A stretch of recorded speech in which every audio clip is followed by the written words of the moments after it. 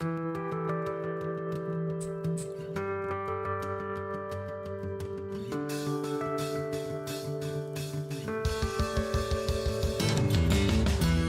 good morning, Hoosier Nation, and welcome to another victorious edition of Hoosier Morning After. This is Hoosier Morning After USC, not that USC, not the Big Ten's USC. Always confused me when I moved down here to the South, but talking about South Carolina, University of South Carolina.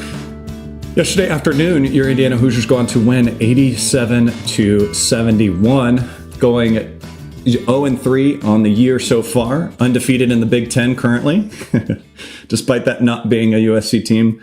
A game that kind of took Indiana some time, a few possessions to kind of get going. First few possessions were a little empty, a little cap on the basket for IU, but after that, IU got off to kind of a really hot start, going 14-0. South Carolina kind of stayed with it though, fighting back. Setting the tone for a game that would be kind of led with runs in the first half, but IU would take an 11-point lead into halftime. Second half was a little bit more of the same, of South Carolina trying to battle, not being fully giving in, trying to fight back the best they could. IU takes it up to close to 18 at some point. I think IU kind of relaxed at that point, a few moments where South Carolina was able to bring it within single digits, but IU held on, hitting an amazing 14 for 14 from the free throw stripe in the last 5 minutes of the game, which included Ballo hitting 4 out of characteristic for his stats that he's had in the past. So it's a great stat we'll look at later on in this game. Thank you for being here with us on this episode. I'm your host, Chad Schwarzkopf. Here with me is Martha, the mop lady. Martha, give me your opening thoughts on this game. Yeah, obviously the premier non-conference home game. Take from that what you will, but it is what it is, and a game that obviously going into, you're looking forward at the schedule with Atlantis coming up, one that you really want to use to kind of prepare for that. Because you're gonna have three games in 3 days of really high level competition. So you need to use this as a chance to get ready for that. I never felt in doubt, right? It was had its ebbs and flows, its highs, its lows, its inconsistencies, all the stuff in between where, you kind of were hopeful that IU would add more cushion or lock down defensively or, do this, that, or the other. But I never felt like the game was in jeopardy. So I think that's a good spot for Indiana to be in right now, because there's still, despite what anybody wants to say, there's still all this newness to this team, right? First time you've seen a competitor like this, there's still going to be a little bit of that. So yeah, would we have loved to see it, them just like step on their throat a little bit more than they did? Sure. Were there some inconsistencies defensively? Sure. But at the end of the day, I was really happy with the fact that it just seemed like from start to finish, the game was never really in doubt. It had moments where we let them back in, but at the end of the day, just it never felt like it was we were in trouble of losing that one. So that's a good thing for me. Yeah, and you make a good point there, saying that this is kind of the strength of schedule other than the Big Ten, at least the non-Big Ten schedule, the regular schedule is kind of the tough spot for this team and kind of the blemish other than Atlantis that we have coming up. And to take care of this game in a way that we did helps a little bit more too. Obviously, that was kind of the biggest nerves I think that I had watching this game, was that IU needed to not to draw a parallel to football, but with the strength of the non-con, needed to destroy them to help the metrics and everything. And IU did that to a degree. Winning by 16 is great. Obviously, the spread as well was, I think, anywhere between 6 to 7. So when you beat that handily as well, that helps as well. So yes, on the stat sheet and everything, a great taking care of business, I should say. And I think, obviously, though, the main theme of this game and top probably positive to take from this game would be the guard play. Not that the guard play hasn't been great, but we've kind of gotten used to in some of these other non-conference games that the bigs have carried us, and we've taken advantage of the fact that the bigs have had mismatches and everything.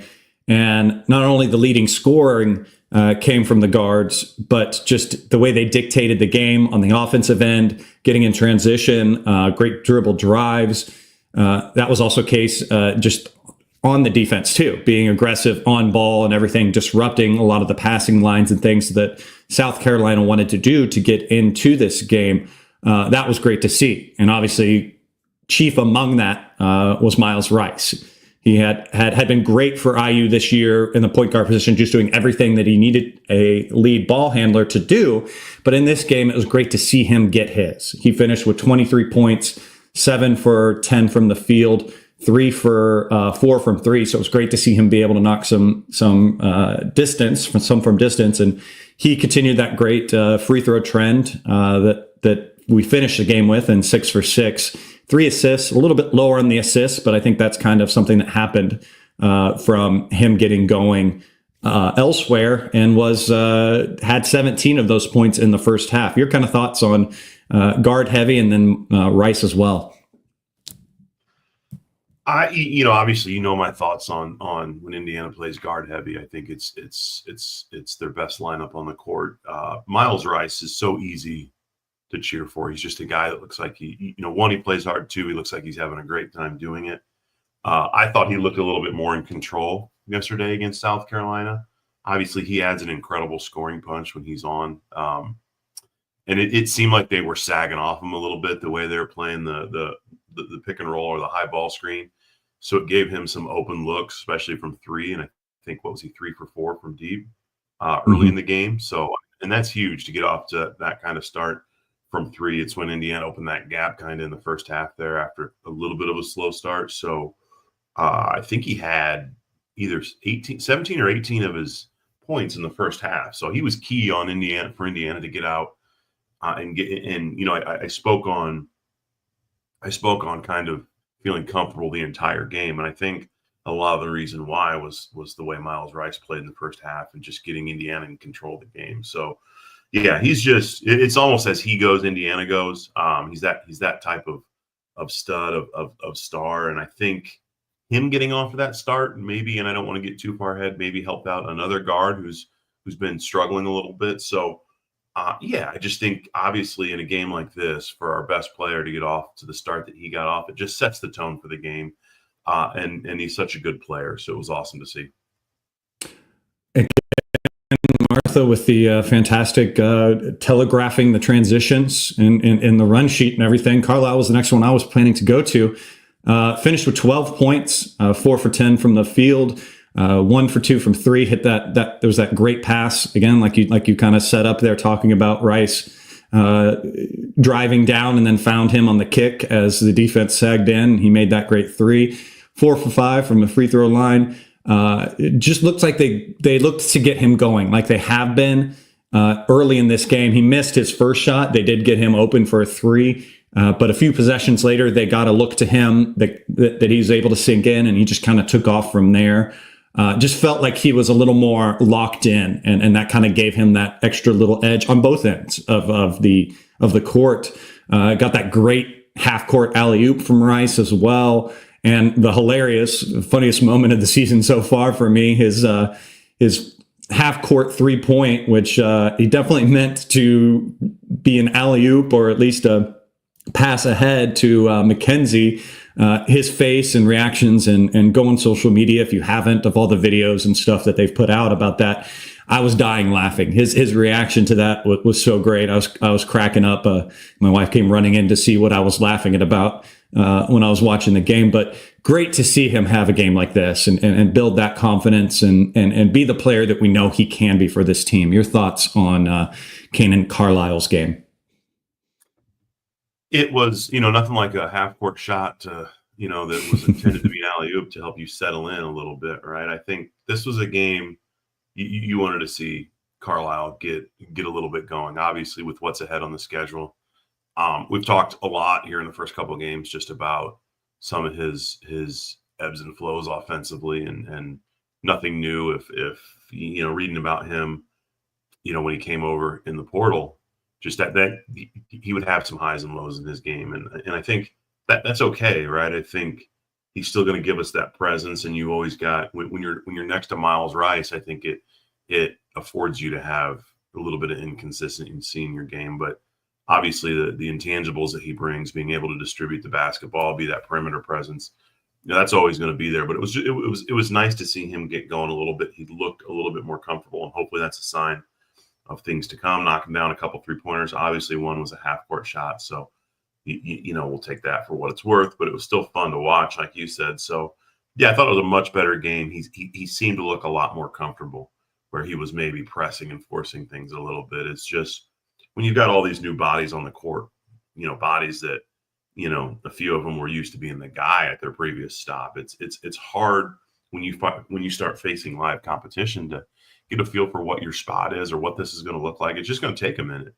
and it's not uncommon. And, I think for us Indiana fans, and we've talked about this a little bit with the way last season ended, we're just hoping that things just take off right away here this season. And while we're winning, it hasn't always looked like maybe our version of what it should look like. So it's just a little bit of patience. I think these guys are going to continue to play better and better. There might be some lumps along the way, but the talent is obviously there, right? And now it's just getting experience playing real competition, which they're getting, and hopefully Atlantis goes like I think it can, and we're going to be feeling a lot better about where we're headed this season. Yeah, it's a game that is highly mental as well, and for Carlisle to get this kind of game definitely probably brings a little bit of weight off his shoulders. Feels a little bit better, at least on the offensive end. It obviously hasn't fully affected his engagement, the struggles that he's had so far, because he's stayed engaged when he is on the court otherwise. But will be very exciting to see this next game coming up on Thursday, how he responds, and if he continues to kind of string together offensive games like this for him, and what this game has done for him. IU's second leading scorer in this game, as no surprise, was McKenzie. Went for 17 points, 5 for 8 from the field, 1 for 2 from 3, 6 for 7. He continues to be very active on the glass as well. That's another positive that I've seen, with 7 rebounds. Really felt like it was kind of a quiet 17 from him in this game, as weird as it is to say 17 points is quiet, but didn't really feel his presence like we have before. But just was engaged overall. His defense, I think, was pretty good throughout the game. No real buffs of him ball watching or anything like that come to mind when I look back at the game. Your kind of thoughts on McKenzie's game? He looks so smooth, right? He had a couple early shots in the game that I thought it was going to be an indicator of being just another really big game for him. And I say a really big, like he didn't have 17 points, right? That's still, I'm not sure what his average is at this point, but 17 points, it's not like that's a bad game, but it looked like it was going to be another one of those 20 plus point performances, the way he was shooting the ball early. But obviously, I mean, he didn't get as many shots off. He seems like he's a guy that's normally putting about 15 shots up a game. So to me, that's not a bad thing, not forcing anything, playing within the offense. 31 minutes, 5 of 8 from the field, like you said, 1 for 2 from 3. So, would have loved to see him get a few more looks from the perimeter, but that's okay. I feel like he still has some opportunity defensively. I think you heard I love listening to Robbie Hummel. He's one of my favorite guys to listen. It used to pay me to say that, but I feel he's far enough removed from Purdue that it's okay at this point. But he's just you're good now. One, you can tell he does his homework, and 2, he's just a great basketball mind. And he at times talked about Indiana defensively and kind of taking poor angles to the ball, and I feel like McKenzie's sometimes victim of that. He's still learning how to play defensively. Sometimes there's lapses, so I'd love to see him crank it up a little bit defensively, especially with his size. I think he can be just a menace defensively if he decided to be. So overall, I mean, he continues to just be, obviously, if he's not 1A on the court, a lot of times he's 1B, and he's just going to continue to be that guy for us. But, a quiet 17 points from him, I'll take any day of the week. Yeah, I think the one thing you can kind of look at in this game that maybe was a bit of a struggle, and granted, again, when you have some guys hotter than others. There's going to be one area that obviously is going to take a dip for your team, and that was kind of IU's bigs, especially in the first half, with Ballo and Renew only scoring 5 points. Tip of the hat, obviously, though, to South Carolina, because they did play these guys physically. At least the tape that is out currently on Indiana and this team so far is that that's where Indiana gets their points. And that obviously had a hand in why the guards were able to step up. And great to see from that standpoint and that argument's standpoint that when teams can game play against our bigs, that our guards can step up and everything. And I think it was also equally just because of who we have played this year. Other than Tennessee, this was the only game we've had, including in our exhibition games, where there's been equal bigs as far as size and physicality. So I think they struggled with that at the beginning of the game. Malik tried his little baby hook a couple times that just wasn't quite there. They were very physical of getting Ballo out of position. While Malik did find his game eventually in the second half, scoring 11 points, Ballo, I feel like, didn't find necessarily his scoring, but at least settled down and let the game come to him and just kind of be that role player, protecting the paint on the defensive side, grabbing rebounds as well as just during game time at the end when they were trying to bring it closer, hitting those 4 free throws at the end of the game was big as well. When you think teams could down the road, as I think Robbie Hummel was the one that brought it up, start to play hack-a-shack with Ballo. That could be a game plan that could be against us. So that big man's got to be taking 100 free throws after each practice. He needs to get that in there and everything. But what are your kind of thoughts on the bigs in this game? So, I think the one thing that sticks out to me, especially with Ballo, is his rebounds. I think he had 13 or 16 rebounds. I can't remember. I had it written down. I'm looking for it. But I mean, I thought he had a big game, 13 boards, and 3 of them were offensive. So, I think back to last year and just rebounding, especially, we would give up a lot of offensive rebounds and not give ourselves a lot of second opportunities. That's where, I think a guy like him, I think he was all Pac-12 last year, Pac-12 player of the year. I think you think he's going to come in and just stuff the stat sheet with points, and his difference a lot of times is defensively. He's such a big man that he causes such problems defensively. And I think he's another guy who's still kind of coming into his own around the players he's around, and he'll continue to get better. But I thought overall both bigs played pretty well. So you had Malik with 28 minutes, you had Omar with 31. So they're playing about the same. Would love to see Ballo get into double figures from a points perspective. And I think Malik had kind of a quiet game offensively. He's usually shooting a much higher percentage from the field, 4 for 10. So would love to see him finish a little bit more. His game was a little inconsistent, just like IU was yesterday.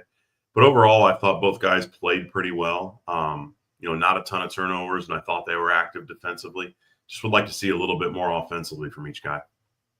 Yeah, and Malik, just to continue the trend, and I'm always going to talk about it, did hit 1 3-pointer, took 2. So again, I love that stat line from him. I love to see 1 for 2. I'd like to see 2 for 2, but I like to see that 2 chance there. Because again, if we're going to play the 2 bigs, begrudgingly to Martha's thoughts, we need to see him hitting those at least, or at least being a possible threat from the outside.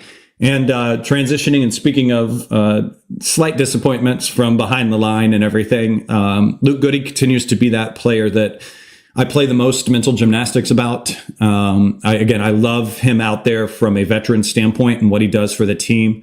There was moments in this game where things were at least kind of, the team was relaxing a little bit too much.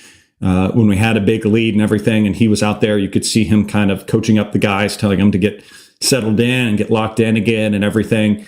So I love those kind of things. I love how he is on the defensive side. I just love his IQ out there. It's just going 0 for 3 yet again and struggling to hit those shots and make them fall down. And you've already mentioned Robbie Hummel, and Hummel mentioned what I'm just trying to constantly say in the back of my head is that he is a shooter, and he will make those, and shooters just go through this sometimes, and it will come along. And I hope so. I'm doing my best not to let past precedent of shooters that are brought into IU seep into my mind, because we have brought in guys before that have historically hit, and then when for some reason when they get on campus they struggle. Don't want to read into that. Don't want to get too much like Joel. Sorry, Joel, talking about that. But I'm hoping and praying that it comes along with him. But until then, I do like the other ways he is contributing for this team when he is out there on the court. Your kind of thoughts on Luke? Yeah, shooters need to shoot, like you said, and Hummel said. I think he's going to be fine. I do get a kick out of the conspiracy theories of whether it's the strength and conditioning coach, or the switching from a Nike ball to an Adidas ball, or whatever the conspiracy theorists say when a shooter who's shown obviously the ability to score come to Indiana and struggle, and we're 3 games into it. It's he's playing a different role too. I think his minutes are down this year. He would start a lot for Illinois last year and play a lot more minutes. So it's finding that comfort in the offense. It's finding your rhythm, finding all the things that matter. I think we're reading a little bit too much into it. He took 3 shots, and it's not like he was 0 for 11. So 3 shots in 11 minutes. Obviously, he came in a little bit heralded being that guy that, a lot like Miller Kopp, right? He's going to come in and provide a perimeter presence, and we haven't seen it yet. But again, we're 3-4 games into this. So just, I think we just need to pump the brakes, because I can guarantee you there's going to be some times this season where Luke Goody comes in and hits a huge shot. So I think we're just, it's not like we're losing anything with him on the court. Yeah, he's not making shots like we think he should, but he's a guy that is going to be fine. He's played enough basketball, 4th, 5th year senior, whatever he is. He's got all sorts of experience, and especially once it comes around, he's the thing that I love about him is he's played 3 or 4 Big Ten seasons for Illinois. He knows the grind it's going to take. He knows the effort it's going to take. He's a guy that's value is, as the season goes on, his value is going to increase and increase. And like I said, he's going to be fine. Yeah. Speaking on continuing to talk on the bench, Bryson Tucker played 16 minutes in this game, scored 4 points, 2 for 5 from the field, took down 3 rebounds, just 1 turnover, 1 steal for him. Continues just to be that guy that just I'm jealous of, that it just looks effortless for him. Just physically gifted. It just clicks for him. To be IU's only true freshman and come in and not look like a freshman is just amazing. Has a few freshman moments, I will say, every now and then on defense and stuff. He gets beat or overly commits and everything, but just his fundamentals are sound. And just to have a bonus guy for IU that can come off the bench and possibly light it up, and if he doesn't, he does other things the right way. It's all bonus for IU. What are your thoughts on Tucker? He's like, I think by the time, who knows how his career at Indiana ends up, but with his mid-range game, he could end up being like the Grace Berger. She's the mid-range queen. He might become the mid-range king. But to your point, it's effortless, and you can see the potential. I mean, he's got some bounce. He's got some ability to create.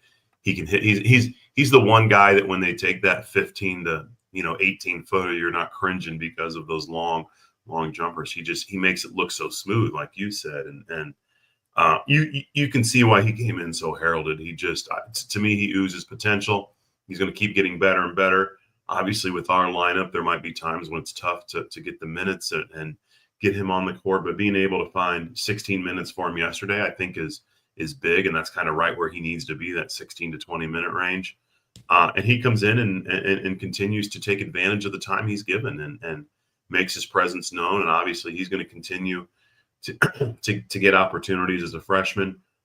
So it's good to see. I think, we've got such an ability from a bench standpoint to absorb adversity, whether it's foul trouble or injuries, and getting him some experience early in the season, I think, is invaluable, just because some of that may happen. There's always adversity as the season goes on. So I think, you look at last year's roster to compare to this year's roster. I think that's where obviously a huge increase in talent on the perimeter, but also the ability, to one, have a bench, and two, have that bench become starters if something does go wrong. So it was nice to see him have a strong game. Yeah, and he's one of those players that if you can project that he stays another year, has a perfect path with McKenzie. Obviously, will be going on to the next level at the end of this season to be able to just slide into that role and be a good focal point and a potential leading scorer for IU next year. So I hope he sees that. I hope he sticks with it. Obviously, it's so early to be able to say these kind of things and everything, but just nice to, it's a comfort kind of thing. It feels nice and big, warm IU blanket over us to know that Bryson Tucker is there on the bench and what he could be beyond this year for IU. Speaking of the last guy who got minutes in this game, Trey Galloway came in with 22 minutes. Shocked when I opened up the box score this morning to find out that he was the lowest in plus minus at -4. Scored 11 points for IU, 2 for 4 from the field. Hit his 1 3 he took. That was great to see. Perfect from the free throw line, 6 for 6. 1 rebound, 2 assists to just 1 steal. So obviously his assists were considerably lower down, but he was part of a great lineups that I saw in there and got extended minutes that we haven't seen necessarily with him and Miles Rice together. And having those two in there together, we saw at least on one possession where both of them took the ball in and tried to dribble drive and got kicked out, and then dribble drive and kicked out and run around. I think someone ended up scoring a 3 on that, but just the way those two together can break down and be ball handlers, I love that lineup. And it didn't excel the way I was hoping in this game, but just the different combinations that this team can put together. And while Trey is still battling to come back, his minutes were up considerably at 22 in this game. Your thoughts on Trey? Yeah, I another guy I enjoyed listening to Robbie Hummel talk about, and again, we talked about it after the game last week. The different things he's being asked to do this year versus last year, and I think it's his comfort zone. His impact is, when he's not forcing it, or when the weight's not falling on his shoulders to be, a leading scorer or a main perimeter presence. I think he comes in and looks to do what he does best, and that's just be a basketball player. The amount of assists, I know he only had 2 yesterday, but that's second on the team, when he played 42 minutes. And, he was a guy that was playing 36, 38, sometimes 40 minutes last year. So his minutes are down. Obviously he's coming off a knee injury, but he's coming in, and much like he did 2 years ago, he's kind of a spark plug. He'll come in, look to distribute the basketball. And he had 11 points yesterday. So, look to score a little bit, but really just took what they give him, not forcing anything. And you already know he's a heady basketball player, sometimes a little too heady, tries to force things where they aren't, or tries to make some plays that maybe aren't quite there, gives up his body at times, maybe he shouldn't. But I thought yesterday, he continues just to be a guy, and again, it's going to be invaluable as we move forward, that can come in and provide that spark plug, be that guy, look to distribute the basketball, take what they give him, and really just add another level of comfort to a team that, at times, if they're reeling, he's going to be that presence off the bench. Or at times they need a spark plug, he's going to be that guy. But regardless, when he comes in, usually you're going to see some good things happen. So it's good to have this version of Trey to be able to use in this manner. I think it's when he's at his best. So it's been good to see. Yeah, and obviously a shorter bench this game, as well as Woody kind of shortens up and figures out minutes. I think this is kind of what we're going to see in these games and everything. Obviously, slight bummer for Gabe Cupps, who had so much high usage last year. But again, that just goes to like what you were just saying with the deep bench and the amount of talent that we have to fall back on, that we don't have to rely on players like we had to rely on last year. And that's no shade at all to those that didn't get minutes in this game, just a product of what we have. Shifting over and looking at some stats in this game, assists were a little bit lower in this game than they have been. 12 assists to 11 turnovers. Bit of a product of kind of your guards getting going and the way this kind of game went when they were able to find their own and Miles was able to get his own shot, less dishing it out to the bigs who would get it underneath and everything. So kind of that's the way it goes in that sense. From a standpoint of the three-point shooting, that's always been a concern and a large talking point for us. 8 for 17 for 47%, which is good. That's a good clip. Obviously, you'd like to see the tries go up a little bit more, them attempt a few more in the games. But overall, that was pretty good in this game. Any stats that stand out to you?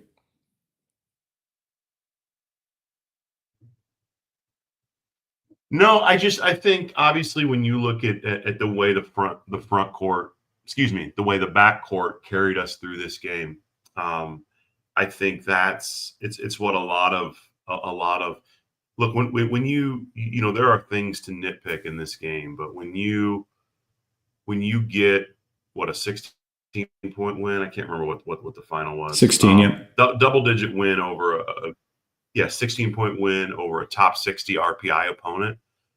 That's something we weren't doing last year. So I know, like watching the game, man, how are they? It just felt like they're kind of hanging around when they shouldn't. Never in doubt, but when when you're kind of digging at things and nitpick a little bit, and there are things there, right? We need to clean some things up. South Carolina's they're an okay team. They're not good or great, but this is the type of win we weren't getting last year, and one that when you look down the road, you're going to be thankful you got a double-digit win over a top 60 RPI team. But I thought the way the backcourt played, I think three of them had good games, and you finally get Carlisle going. And I love what Miles Rice was saying about him, stuff that may not always show up in the stat sheet.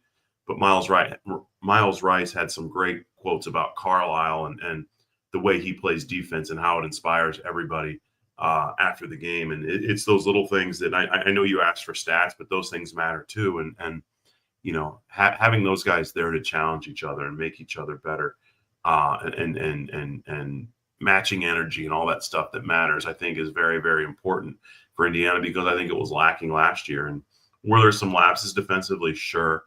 But having those guys there and constantly bringing that energy, I think as we continue to play better, is going to be huge for Indiana.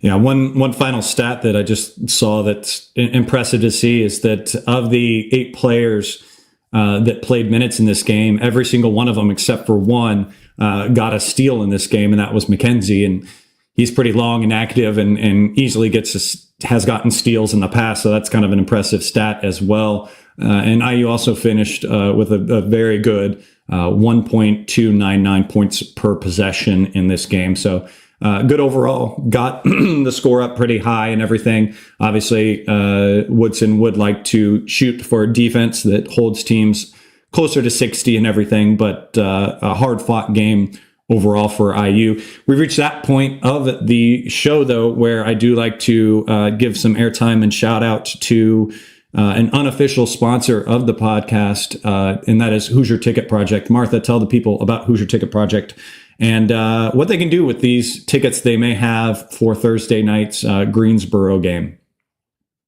Yeah, thanks, Chad. And obviously, we're entering a stretch real close, right? We've got a home game, and then Atlantis, and then back in Assembly Hall, where it becomes right around the corner is the holidays, and obviously the students aren't in town, but it's a great opportunity to start getting some folks to games. We had a great donation for having South Carolina in town on a Saturday. We were able to get 16 tickets for yesterday's game, and we're able to use them all. And each group had first timers in the group, and just some of the messages I got yesterday were incredibly impactful.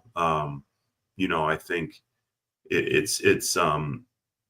we become a resource, and obviously a lot of fans like to donate their tickets knowing that we're finding homes for them. But I wish I could share more of the stories or find a way to share more of the stories, because a lot of these folks have obviously they've never been, but just the impact it has on them, and not having the means to do it, and having a mom or a dad be able to take their kid down there for the first time, and what it means to them, and it's really rewarding. It's because it's a lot of work to, find homes and collect recipients and collect donors, but it pays off tenfold when you get to hear those stories, see those stories. It's incredibly rewarding. So a real nice time with the holidays coming up to make some of that magic happen. Obviously, to donate tickets, you can visit our website to learn more, HoosierTicketProject.org. There is a donation tab on there that will walk you through donating tickets if you have them, or making a financial donation. Either way, we'll accept both. And also, if you know of somebody that's never been to a game, or would like to nominate somebody that's never been to a game, maybe they don't know about us or that we exist, there is a request tab on there as well, where you can go in and kind of request what you're looking for. Men's basketball, women's basketball. Obviously, football's winding down, one game left, and it's sold out, so we don't expect it's really flip-flop this year. Usually we're sinking in I've told you that we're sinking in football tickets, but if you've looked at the secondhand market for football tickets, there's no surprise why they're not why we're not seeing a whole bunch of those, and that's a great problem to have. I'm really happy for the football team, but obviously we're getting into the beef of both men's and women's basketball, and it's a great time for us to get first timers to games. Never underestimate the impact. It's so rewarding. We're trying to do more to share some of these stories, get some video testimonials and stuff, but everything's on our website on how you can do both at HoosierTicketProject.org. Thank you, Chad. Yep. And a brief moment to shout out that news on the football side.